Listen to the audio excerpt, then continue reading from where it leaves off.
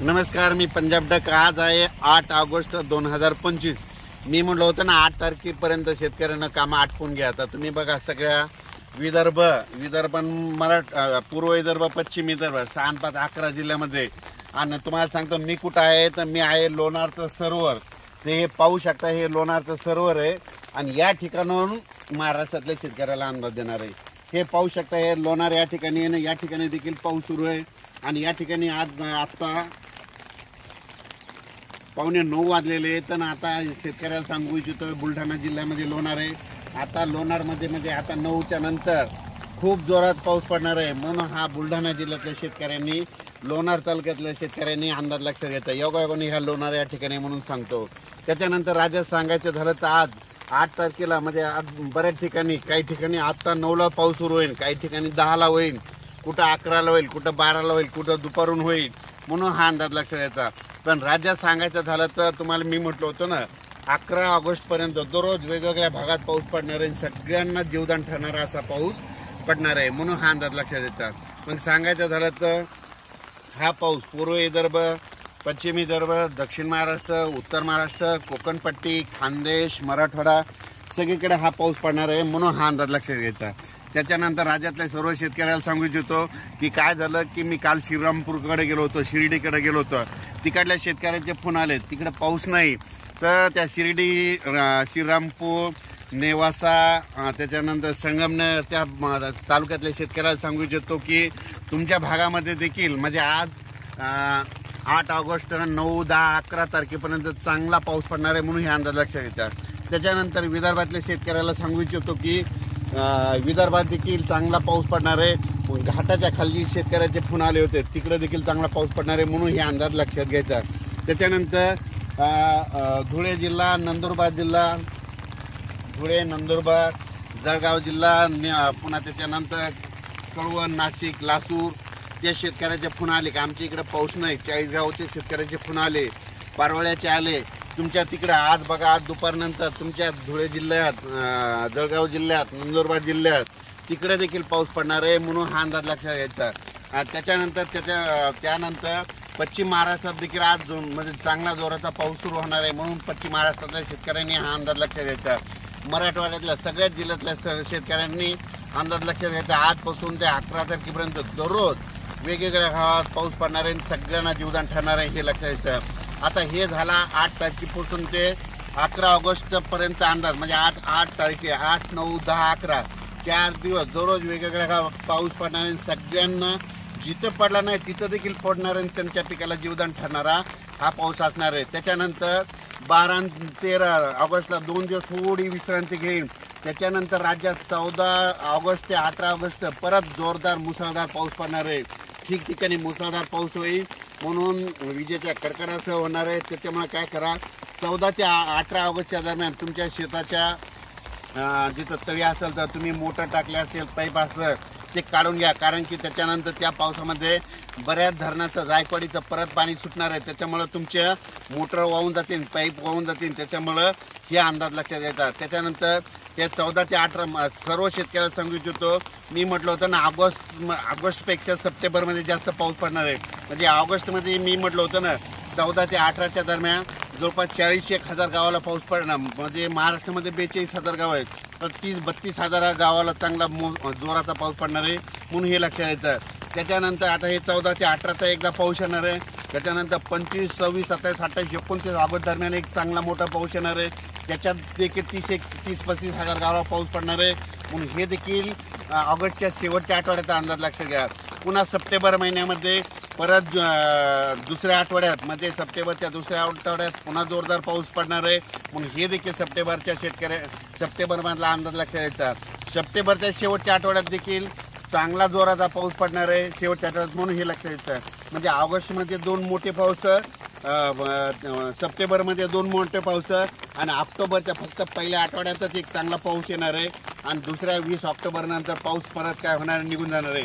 मग राज्यातल्या शेतकऱ्याला सांगतो, मग आता पाऊस परतणार, आणखीन 2-2.5 महिने पाऊस आहे, पण पाऊस कधी निघून जाणार हे यापुढं कधीच कोणाला विचारत जाऊ नका। एक सोपं गणित सांगतो, पाऊस कसा निघून जाणार, काय करायचं, 10 ऑक्टोबर ते 10 नोव्हेंबरच्या दरम्यान काय होतं की काही ठिकाणी धुळी येते, कुठं धुराळी म्हणतात, काही जण धुके म्हणतात. तर शेतकऱ्याला सांगू इच्छितो ज्या ठिकाणी धुळी आल्याच्या नंतर त्या झाडावर कापसावर सोयाबीनवर असे जाळे पडले, जाळे धुळी आली 10 ऑक्टोबर ते 10 नोव्हेंबरच्या दरम्यान, आपण म्हणायचं आता कंप्लीट 12 दिवसानं पाऊस निघून जाणार आहे. हा अंदाज निसर्ग त्या जाळे रूपी धुळीच्या रूपात देतो. पण हे लक्षात यायचं, त्याचा मी अंदाज परत तुम्हाला देणारच आहे, पण हे सर्व शेतकऱ्याला सांगू इच्छितो. आणि तुम्ही बघा, काल परवा मी म्हटलं होतं ना, महाराष्ट्रामध्ये ठिकठिकाणी यापुढे कधीच कोणाला पाऊस करायचं नाही. आपल्याला हे निसर्गच पाऊस सांगतो. आणि योगाने या ठिकाणी हे निसर्गरम्य लोणारचं सरोवर आहे बघा, इथलं पाणी कधीच आटत नाही. हे निसर्ग उल्कापात झाला होता अशी म्हणजे सांगतात की उल्कापात होऊन या ठिकाणी म्हणजे उल्का पडलेला हे इथं सर्व नैसर्गिकरित्या झालेलं आहे. म्हणजे निसर्ग काय काय तुम्हाला सांगतो गोष्टीचा अंदाज देत असतो.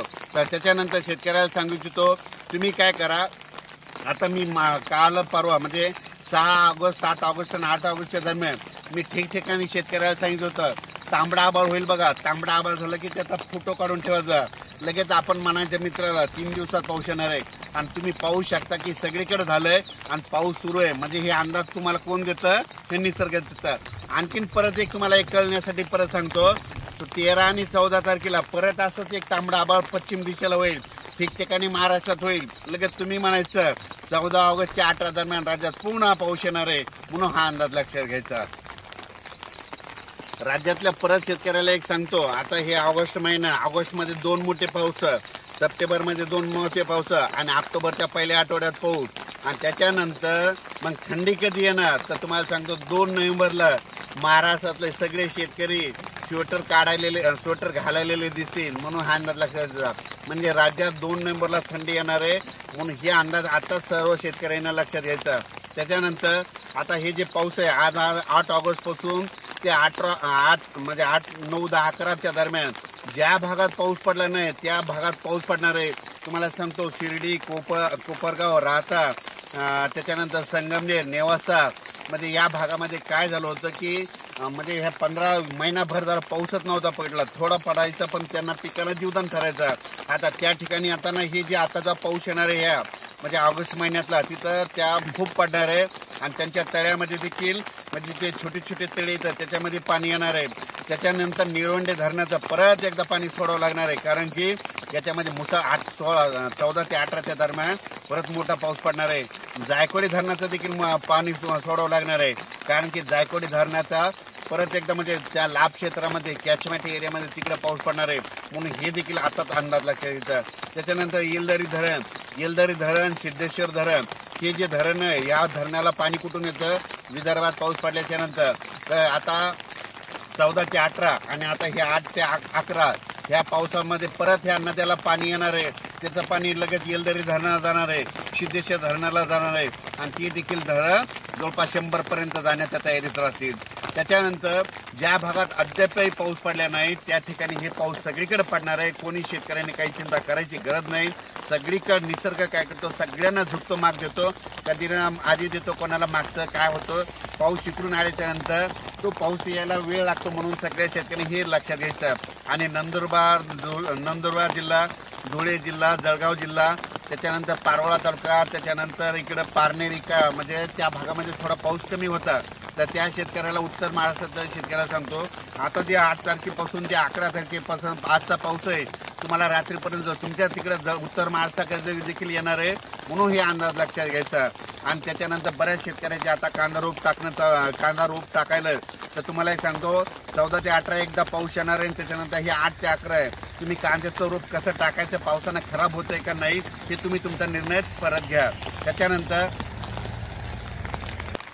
त्याच्यानंतर तुम्हाला एक सांगू इच्छितो, बऱ्याच शेतकऱ्याचे असे मेसेज येतात की तुम्ही फोन उचलत नाही. तर तुम्हाला सांगतो माझा जे नंबर आहे तर महाराष्ट्रामध्ये 42,000 गाव आहेत. 42,000 गावामध्ये सगळ्यांकडे फोन गेलेला आहे. आणि कोणाला वाटतं की मला फोन लावा, आणि 42,000 लोकांना जर फोन लावला तर माझा फोन असा व्यस्त दाखवतो. म्हणून दिलगिरी व्यक्त करतो. म्हणजे जनता आला तर एका दिवशी उचलतो, सरासरी कामात असतो, कधी असतो, म्हणून हे लक्षात घ्यायचं. पण शेतकऱ्याला सांगतो भविष्यामध्ये मात्र तुमच्या कष्टाचं नुकसान होऊ देणार नाही. त्याच्यानंतर हे पाऊस सोलापूर जिल्हा, सांगली जिल्हा, सातारा जिल्हा, कर्नाटक, बेळगाव, तेलंगणा, आंध्र प्रदेश तिकडल्या भागात देखील पडणार आहे. कारण की त्या भागातील शेतकरी देखील आपले फॉलोअर्स आहेत, म्हणून तेलंगणा आंध्र प्रदेश देखील पाऊस पडणार आहे म्हणून हा अंदाज लक्षात घ्यायचा. कर्नाटककडे देखील खूप पाऊस पडणार आहे म्हणून हा अंदाज लक्षात घ्यायचा. कोकणातला पाऊस कायम राहणार आहे म्हणून हे लक्षात घ्यायचं. अचानक वातावरणात बदल झाला, परत एक मेसेज दिला जाईल उद्याच्याला. धन्यवाद.